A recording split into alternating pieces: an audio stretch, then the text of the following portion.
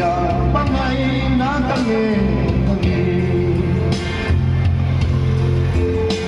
riêng ông tê lu ông chi lo riêng ông lu xua mòn mà ngày em chỉ mãi lo luôn kun căn lên yêu thay lo thì thích không thiêng liếp tu ba ba lần nơi lâu đã nghe khá nè ba ngày nắng lâu thế sâu lâu thế nhà ba ngày đã căng nghe đi